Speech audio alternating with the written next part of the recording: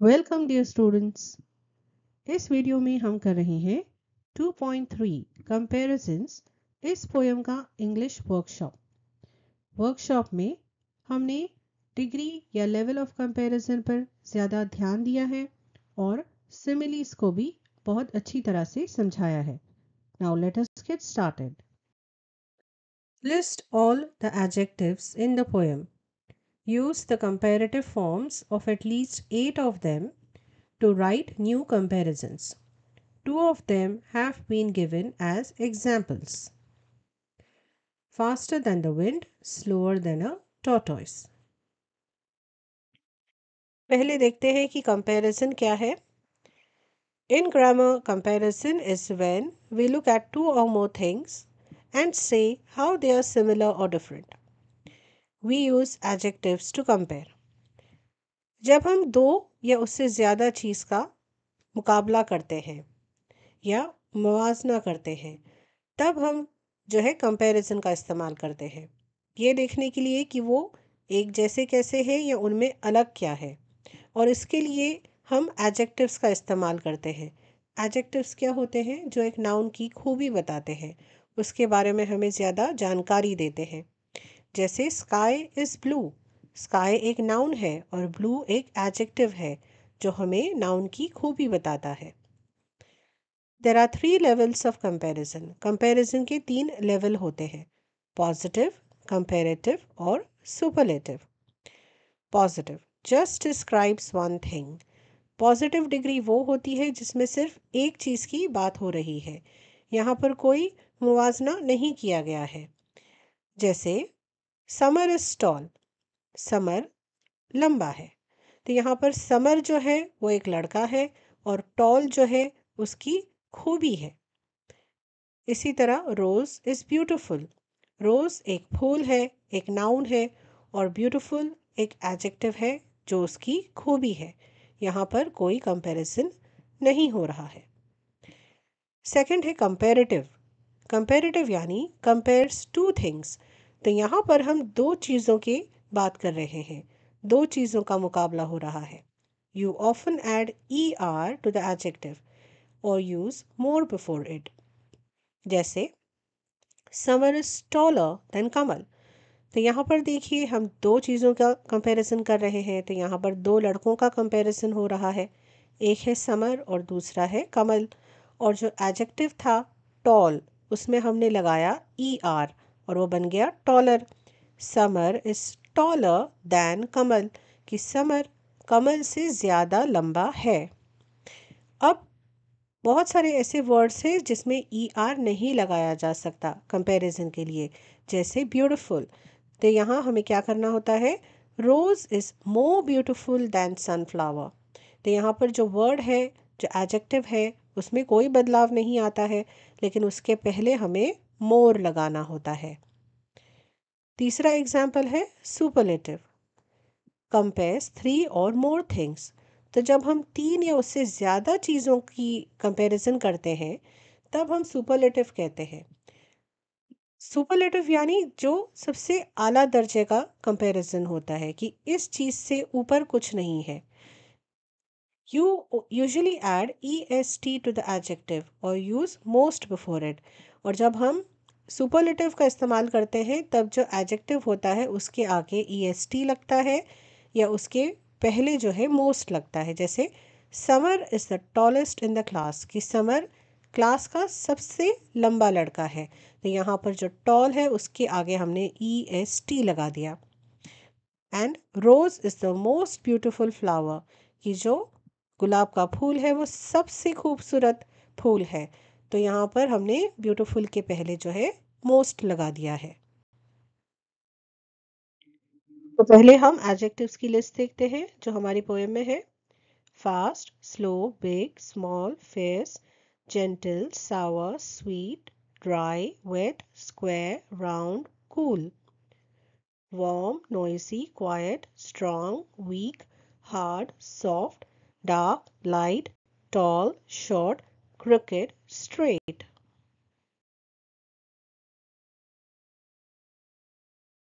अब जो फास्ट और स्लो है इन एडजेक्टिव्स के लिए हमें यहाँ पर एग्जाम्पल दिया गया है फास्टर दैन द विंड। तो यहाँ पर कंपेरेटिव कैसे किया गया है, फास्ट जो हमारा एडजेक्टिव है उसके आगे ई आर लगा दिया गया है, फास्टर दैन द विंड। तो यहाँ पर किसी चीज़ की हम कंपैरिजन कर रहे हैं विंड के साथ, हवा के साथ, कि वो चीज़ हवा से भी ज़्यादा तेज़ है। अब स्लोअर को देखिए, स्लो के आगे भी ई आर लगा है कि स्लोअर दैन अ टॉर्टोइस, की कोई चीज़ है जिसकी बात हो रही है जो कछुए से भी ज़्यादा धीमा है। हम दूसरे एडजेक्टिव्स का इस्तेमाल करते हैं, बिगर दैन एन एलिफेंट, कि हाथी से भी ज़्यादा बड़ा, स्मॉलर देन एन एंट, चींटी से भी ज्यादा छोटा, फियर्सर देन अ लायन, शेर से भी ज्यादा बहादुर या डरावना, जेंटलर देन अ फॉन, फॉन यानी हिरन का बच्चा तो उससे भी ज्यादा नाजुक, स्वीटर देन शुगर, चीनी से भी ज्यादा मीठा, कूलर देन आइस, आइस से भी ज्यादा ठंडा, बर्फ से भी ज्यादा ठंडा, स्ट्रॉन्गर देन आयरन, लोहे से भी ज्यादा मजबूत, softer than silk, रेशम से भी ज्यादा मुलायम। List all the nouns in the poem. Find a suitable adjective other than the ones given here for each of the nouns and write meaningful similes for at least 8 of them. इस सवाल को करने से पहले simile क्या है इसे हम समझते हैं।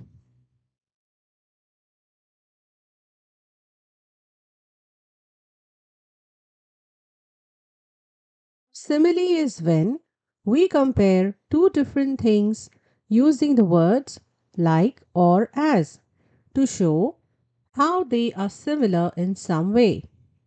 तो सिमिली क्या होता है, जब हम दो मुख्तलिफ चीज़ों का मुकाबला करते हैं ये बताने के लिए कि वो एक तरह कैसे हैं, और उसके लिए हम कौन से वर्ड्स का इस्तेमाल करते हैं, जैसे या फिर की तरह। यानी जब हम दो चीज़ों के लिए कहते हैं कि ये उसके जैसे है या उसकी तरह है, तो ये एक तरीका है बताने का, ताकि हम जो कह रहे हैं, जो मुकाबला जो हम बता रहे हैं दो चीज़ों का, वो एक दिलचस्प तरीके से हम बताते हैं। जैसे यहाँ पर कुछ मिसालें हैं, she is as brave as a lion, कि वो शेर की तरह बहादुर है। तो इससे जो है, जो हमारे दिमाग पर जो असर है उस चीज़ का ज़्यादा पड़ता है अगर हम इस तरीके का कंपैरिजन करें सिमिली के तौर पे। तो water is as clear as glass, तो इसका क्या मतलब है कि पानी इतना साफ है जैसे शीशा साफ होता है।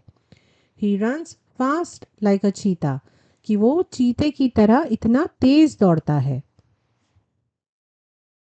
पहले हम नाउन्स की लिस्ट बनाते हैं, spaceship, snail, dinosaur, nail, tiger, lamb, lemon, jam, desert, sea, house, bee, cave, toast, road drill, ghost, ox, kitten, rock, mitten, tunnel, moon, midnight, noon, giant, elf, mountain path, shelf। तो अब हमने यहाँ पर कुछ similes लिखी हैं। तो हमें क्या कहा गया था कि पोएम के नाउन्स का इस्तेमाल करना है, लेकिन हमें एडजेक्टिव अलग इस्तेमाल करने हैं। तो अब स्टार्ट करते हैं। एंडलेस एज द डेजर्ट, तो जो डेजर्ट है वो हमारे पोएम से हमने वर्ड लिया है, और यहाँ पर हमने क्या कहा है, एंडलेस एज द डेजर्ट, यानी रेगिस्तान की तरह कभी ना खत्म होने वाला। डीप एज द सी, समंदर की तरह गहरा। एज डेलिकेट एज फ्लावर्स, फूलों की तरह नाजुक। एज बिजी एज बीज, बीज यानी मधुमक्खी की तरह मसरूफ। As bright as the moon, चांद की तरह रोशन। As dark as the tunnel, सुरंग की तरह अंधेरा। As brave as tiger, बाघ की तरह बहादुर। As nice as lamb, Memoni की तरह प्यारा। As tall as a giant, फूल की तरह लंबा। As short as an elf, बौने की तरह नाटा। As strong as an ox, बैल की तरह मजबूत। Form groups of 6 to 8. Think of similes using different objects. For example, dry as land, wet as a puddle. Now try to put together the similes to make a poem with rhyming lines. तो अब हमने कुछ देर पहले कुछ similes बनाई। अब इसी तरह हमें कुछ और ऑब्जेक्ट्स का इस्तेमाल करके और सिमिलीज बनाने हैं। यहाँ पर जैसे हमें मिसाल दिया है, dry as land, wet as a puddle. तो इसी की तरह हम कुछ और सिमिलीज का इस्तेमाल करते हुए यहाँ पर एक पोएम बनाते हैं। यहाँ पर क्या कहा गया है कि हमें राइमिंग लाइंस का इस्तेमाल करना है। राइमिंग लाइंस क्या होती हैं? जो वर्ड्स होते हैं जिनकी एक जैसी आवाज़ होती है। तो जैसे देखिए यहाँ पे हमारी पोएम स्टार्ट होती है, dry as land, wet as stream, soft as a pillow, sweet as a dream. तो यहाँ पर स्ट्रीम और ड्रीम ये दोनों राइम करते हैं, इनकी एक जैसी आवाज़ है। Bright as the stars, dark as the night, smooth as velvet, shining so bright. यहाँ देखिए नाइट और ब्राइट ये दोनों एक जैसी आवाज़ वाले हैं, राइमिंग वर्ड्स हैं। तो इस तरह जो है हमने हमारी ये पूरी पोएम बनाई है। Right the pairs of rhyming words. Rhyming words यानी जो एक जैसी आवाज़ वाले जो लफ्ज़ हैं उनकी हमें जोड़ियाँ बनानी है। Kitten mitten, moon noon, elf shelf, shelf yourself, snail nail, lamb jam, sea pea, toast ghost. Number 6 पर देखिए क्या लिखा है, लैम। लैम जो है उसके आखिर में बी है, लेकिन हम उसका जो आवाज़ है वो नहीं निकालते हैं, इसलिए हम लैम कहते हैं। और उसका हमने जो राइमिंग वर्ड है वो जैम दिया है। तो ऐसे जो वर्ड्स होते हैं जिसका जो आखिरी लेटर है या कभी कभार ये लेटर बीच में भी आते हैं, तो ऐसे जो लेटर्स होते हैं उन्हें हम साइलेंट लेटर्स कहते हैं। तो ध्यान में रखिए कि ये लैम्ब नहीं पढ़ते हैं, हम इसे सिर्फ लैम पढ़ते हैं। Start a collection of idioms with comparisons. Idioms यानी मुहावरे। बहुत सारे मुहावरे ऐसे होते हैं जहाँ पर कंपैरिजन का इस्तेमाल किया जाता है। यहाँ पर अलग अलग कैटेगरीज के हिसाब से हमें मुहावरे बनाने हैं। जैसे idioms with colors, idioms with animals, idioms with objects, idioms with colors, as black as coal, कोयले की तरह काला, as white as snow, बर्फ की तरह सफ़ेद, as red as tomato, टमाटर की तरह लाल, as blue as sky, आसमान की तरह नीला, as green as grass, घास की तरह हरा, as pink as rose, गुलाब जो होता है अलग अलग रंगों का होता है, लेकिन जो गुलाबी रंग है वो उसमें बहुत प्यारा लगता है और ये मुहावरे के लिए इस्तेमाल किया जाता है, as pink as rose। कुछ और मुहावरे लिखते हैं, as yellow as gold, सोने की तरह पीला, as orange as a pumpkin, pumpkin जो है ये खास किस्म का कद्दू है, कद्दू अलग अलग रंग के होते हैं। तो यहाँ पर जिस तस्वीर को हमने दिया है उसे हम पम्पकिन कहते हैं।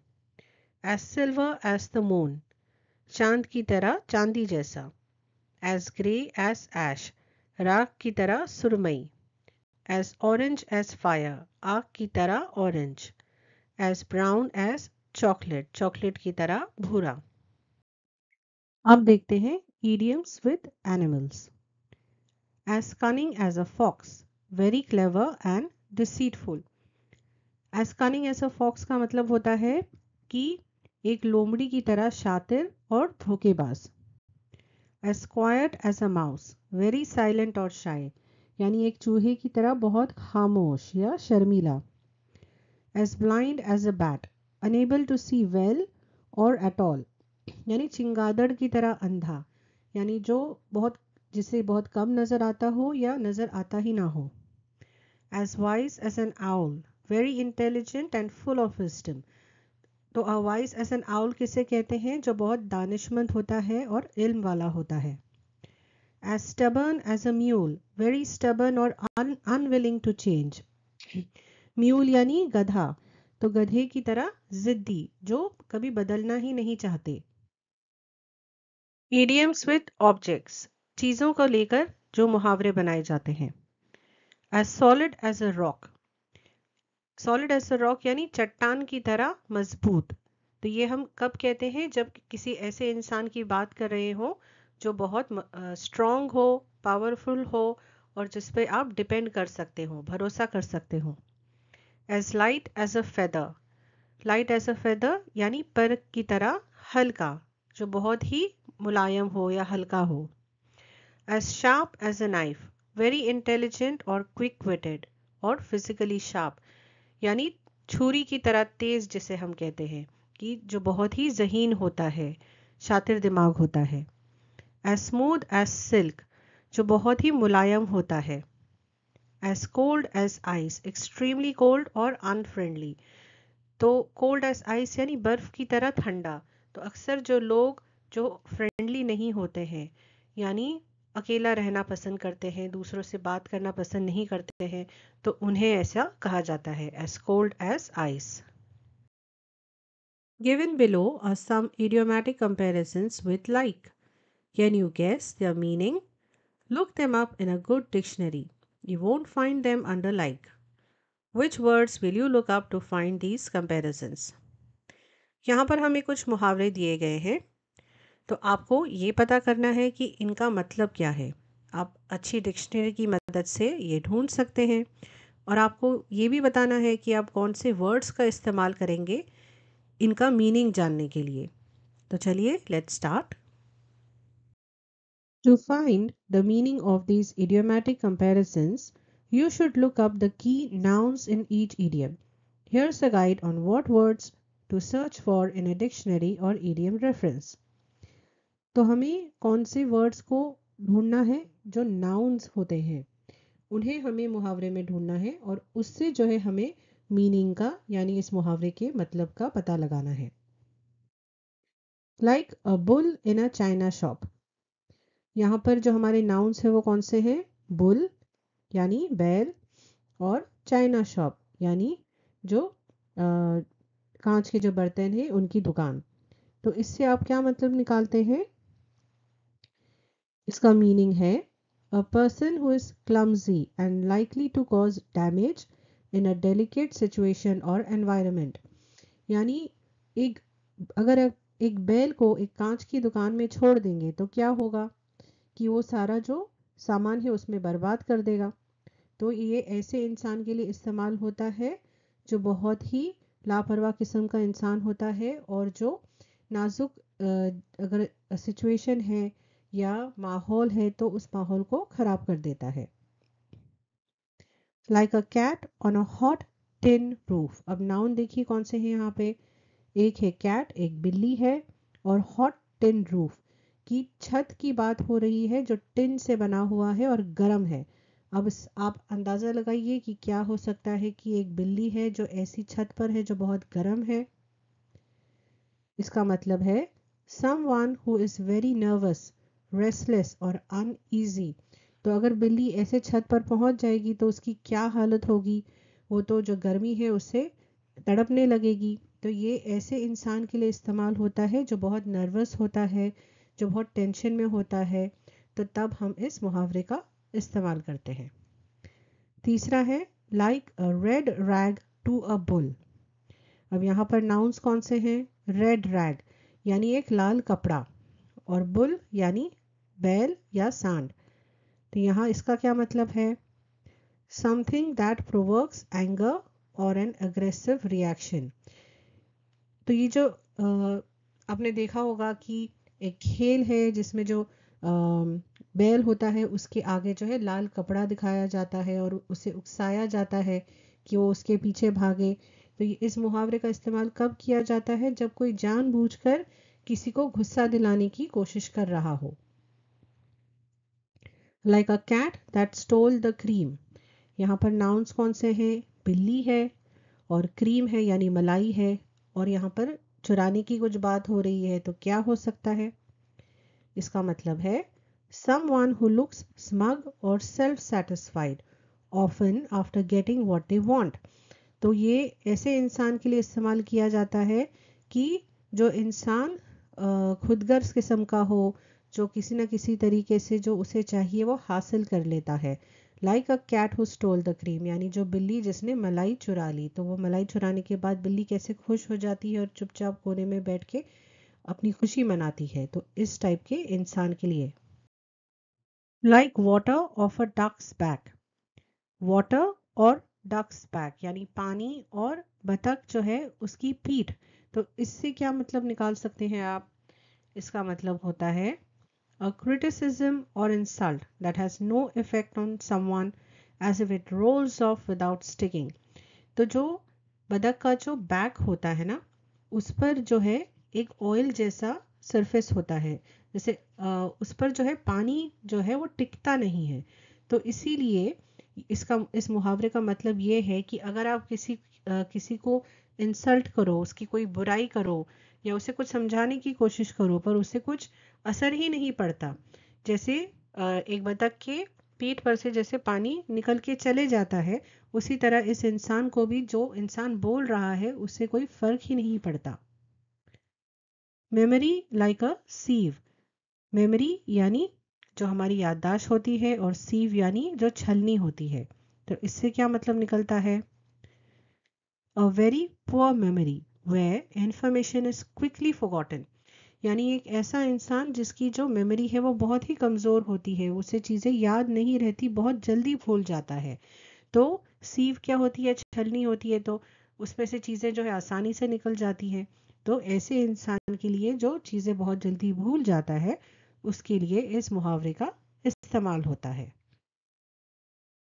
ये कुछ और मुहावरे हैं, जैसे कि like a tree standing tall to describe someone being brave और strong, like a puzzle missing a piece to describe something that feels incomplete, like a river flowing calmly to describe a peaceful and smooth situation, like a key unlocking a door to describe finding the solution to a problem, like a lighthouse in the dark to describe someone who guides or helps others, like a butterfly coming out of a cocoon to describe someone changing or improving.